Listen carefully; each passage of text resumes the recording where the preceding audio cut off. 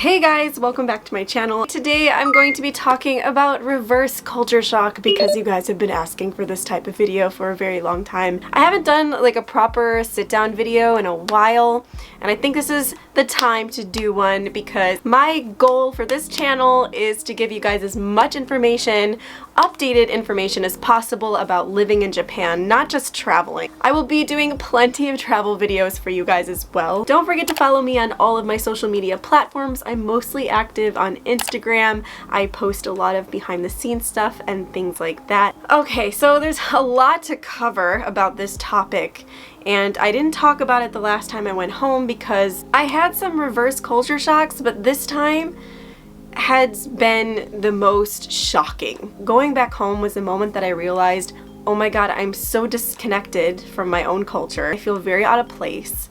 This is something that really struck me when I went back home, and I didn't expect it. I thought it was going to be a lot easier going back home this time than it was the first time. And I'm going to explain what kind of reverse culture shocks I felt after living in Japan for 6 years. I have changed so much, and I really want to discuss not only the reverse culture shocks, but how Japan has changed me in general after living here for so long. I feel like people who move abroad are such brave people because there's so much that you have to relearn. Of course, you get used to it as you go along. I'm going to talk about first my reverse culture shocks and what I felt stepping off the plane. The first thing I really noticed is the lack of effort people put into their appearance compared to Japan.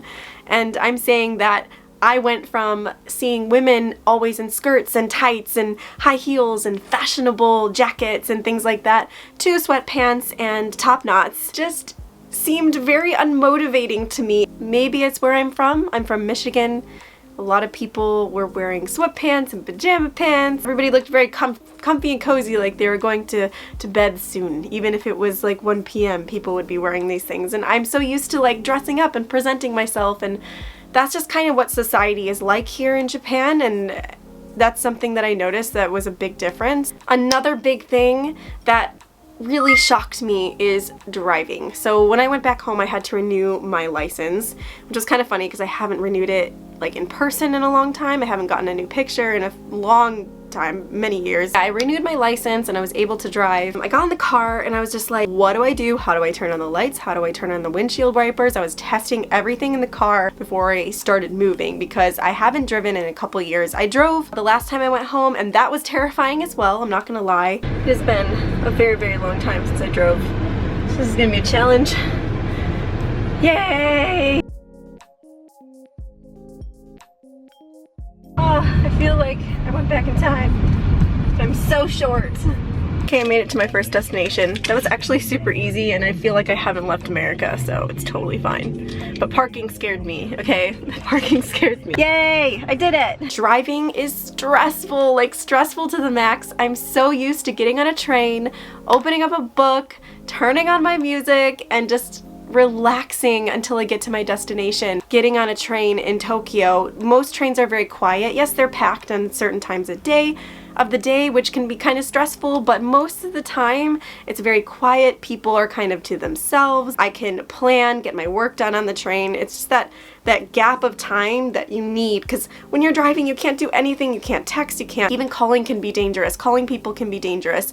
You can't read a book, you can't watch TV. It's just, honestly, like, I feel like trains are just my thing.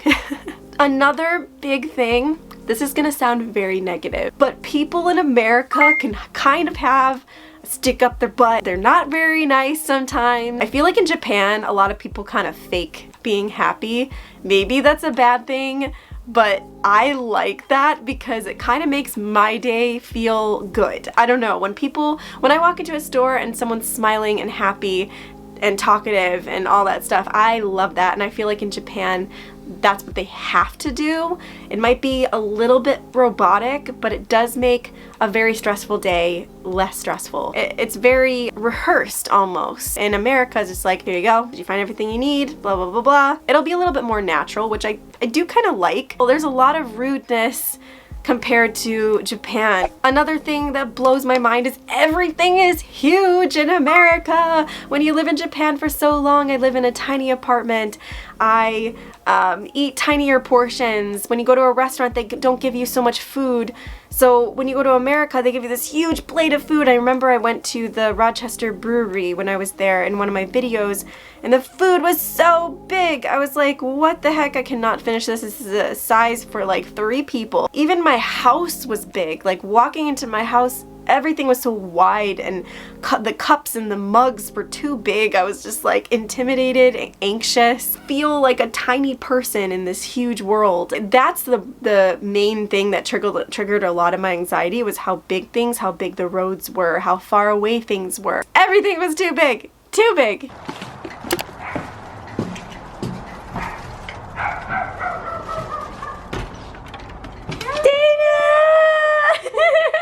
Is your house different? Yes. Did you do something to it? I'm so confused. My parents, Hi, do you remember me? Maybe she does. oh my yeah, gosh. she does. Is it okay to have my shoes on? I'm not used to this.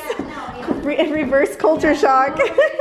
Oh my gosh, this is so like nostalgic. Here, I parked. Look at me. Look at this parking job. She did So so good. good. I'm gonna get out and it's gonna be all squiggly. It's so funny. My mom and I usually get carry out when we get their creek seats. This is National Coney Island's menu.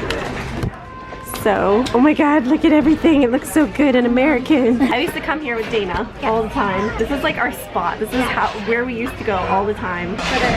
Is there sugar in this? Or maybe it's unsweetened. I don't know. I don't know, but it tastes so different. This is iced tea and it just tastes different. What is this? Oh my god. Okay, so this is a hani. There's not grilled chicken. I keep saying that. Crispy chicken. And then my Greek salad, and then we got some cheese sticks to share because I love mozzarella sticks. Oh my gosh, and she got chili. This is the famous like Coney chili. I just tipped. I was so confused. Dana helped me. Another thing is I felt like a foreigner in my own country. I didn't feel like I belonged. I didn't feel like I fit in. Like there was just something weird about myself. I noticed that I have changed a lot throughout my 6 years of living in Japan. I think a lot of relationships have changed. You don't interact with people the same way, even family or friends. You're just a very different person, and hopefully for the better. People kind of treated me like how I was when I left for Japan. Nobody has seen my changes or seen me grow up since I left for Japan, so nobody knows how to interact with me, I think, sometimes, and they don't realize that they don't know how to interact with me. I think my habits have changed. I think the way I speak has changed. I've become very minimalistic since I left for Japan. Japan has taught me to be more minimalistic and to downsize on things and to not be so materialistic, and that's another thing that some of my friends actually have noticed. I'm not sure if my family has. Maybe they have, because I was always yelling at them. I can't take this home. I can't do this. My apartment's too tiny. I was a lot less independent when I was in America. That's one thing that Japan has done to change me as a person, but people don't see the behind the scenes. So when you come home, you're like a new person because you've lived in a different country, so your habits are different. I noticed that I apologize a lot more, which is probably a bad thing, but in Japan this is a very apologetic country. I do that at home now. I'm like, sorry, sorry, sorry, sorry, sorry, sorry, or sometimes sumimasen comes out. I think this is probably the number one thing that shocked me the most. I didn't expect to feel this way, but this was the most shocking thing that has changed me as a person, and that is feeling homesick. I miss Japan. I missed everything about Japan. I think it also has to do with my location. I lived in Michigan. There's not so much around in my hometown to do. You know, everybody's getting older. And it's so strange to say that because this is my own country. A lot of people are married, they have kids, they have reached a lot of their goals already. So going back home was a little different. There's so much I want to see in Japan. It'll take a lifetime to see half the things here. And I felt like I didn't complete that. I had this anxiety, like, I went back home and it was almost that feeling like I wasn't going back to Japan. And it was this panic in my head. This country has been the most amazing to me. Even though I've gone through some hard times, I've experienced life in this country. If you've experienced so much in one country, then that place is worthy enough to be called home. And I felt very connected to Japan after living here for so many years. I feel very independent here. I feel like I have my life and my career, and I'm doing what I love. I'm teaching wonderful kids, and I'm doing YouTube, living in my tiny apartment and doing the things that I'm passionate about and love, and being away from that made me feel sad. Anybody who lives here and moves here is so lucky to do so, and maybe other people can say otherwise, but I love this country and I'm so passionate about it, and going home made me realize that so much. I'm just happy to be back, and that was the one huge shock that I had. Reverse culture shock when I moved, or not moved, but when I visited America. Japan has changed me in the best way possible. I've gone through so many difficult situations, and I could have gone through these difficult situations back home, but living amongst another culture, I think the main thing has been I've become more open-minded to other people. There are so many different cultures here. There are so many different ethnicities and different stories and people that have been born and raised in other countries like New Zealand or Russia, Australia. I have so many friends from around the world, and I've just learned so much about these people and their struggles, and I've learned a lot about the Japanese people. And if you've lived in a country for a really long time and you haven't been accepting of the way people do things in another country, then you shouldn't be here. If you're being more negative about the country than you're being positive, I think that's a sign that this place is not meant for you. I've always been very kind and accepting of other people, and I think that's the most important thing. When it came to anxiety, this is a whole nother video that needs to be done, but I have broken that barricade that I had. When I had anxiety, I felt very suffocated before, and now I feel very aware and accepting of who I am and understanding of what I need to do to keep my anxiety at bay. Japan has put me in so many difficult situations, and I was forced into these situations that has made me a stronger and more driven person. I'm not afraid to go out and go far away by myself. I am so proud of myself. Like, oh my god, I'm gonna cry. I need to pack and move in a week. The internet company is going to come the next day after I move. It's like really humid today. As you can see, my hair didn't make it. We're gonna go see the Ikemen gorilla. The Ikemen gorilla is... What does Ikemen mean? Ikemen means like sexy, good looking.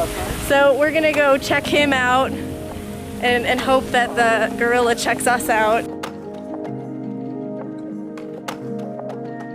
Start my first video.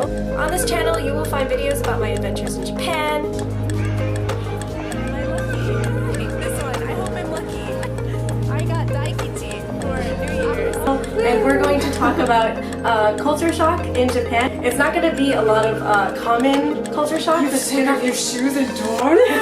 I've learned how to take care of myself and how to better myself. Another thing, like I mentioned before, I've become less high maintenance. I don't mind walking for an hour to get somewhere. Like, I'm not even kidding. I will walk for an hour to get to a location. And you know why? Because in Japan, there's so much to see when you're walking. You can walk for days and see so many cool things. I used to not be like that. Going home, I see like some of my family like, oh, I don't want to walk 20 minutes to the car.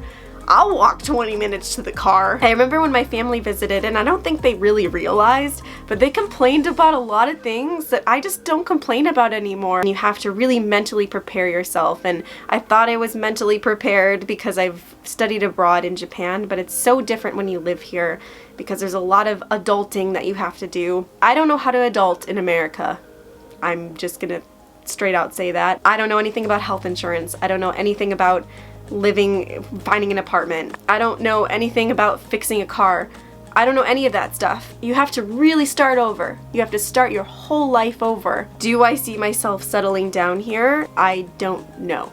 Like, I don't know. I have no answer. I know a lot of people have asked me that, but I don't know. Right now, I know that I'm happy, and I think with somebody that has anxiety and has lived with anxiety, living in the now is the most important thing that you can put your mind into. I'm not even married, I don't have kids, like those things haven't happened for me yet, and I'm still young, so I'm still in my 20s. Living in Japan in my 20s has been the best time to spend your 20s. Please comment down below if you haven't had any experiences living abroad, going home, reverse culture shock in general in another country. tell me your story. I love hearing them, and I hope to make more informational videos about life in Japan. But I also want to talk about more travel stuff, so if you guys are just planning on visiting, I will try to make videos about that as well. Hope you guys enjoyed this video, and don't forget to like it if you want to see more content like this, and don't forget to hit that subscribe and bell button, because nowadays on YouTube you have to double subscribe. What? YouTube? What? Thank you guys so much, and I will see you guys next time. Bye bye!